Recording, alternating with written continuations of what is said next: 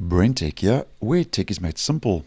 Currently in the stable version of Google Chrome for desktop, if we play any audio in the browser, currently if we head to the audio indicator, the little speaker icon in that tab where the audio is playing, there is no option to mute and unmute that audio in the stable version.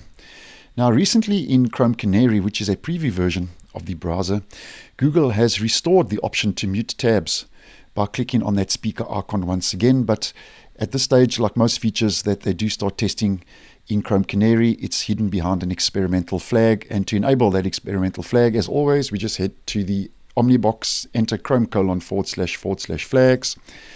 And to bring up the relevant flag, just type in tab audio, and the flag is called tab audio muting UI control, and the description reads, when enabled, the audio indicators in the tab strip double as tab audio mute controls available for those different operating systems. And as always, we change the default to enabled, and then we will have to relaunch Chrome Canary version 111, which is the latest release for the preview version of Chrome for desktop, to apply that flag.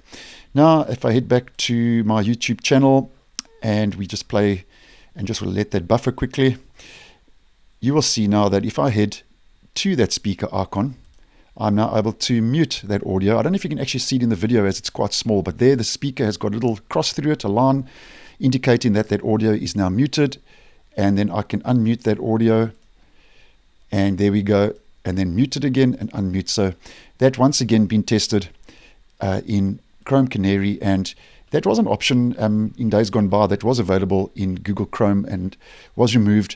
And now Google has started to restore that option to click on that speaker icon, that audio indicator, to mute and unmute audio. And I actually think that would be a nice move, as I always say, in the right direction, as that is a feature that is available in other mainstream web browsers, and I think should just be a part and parcel of any tab that is playing audio in the browser.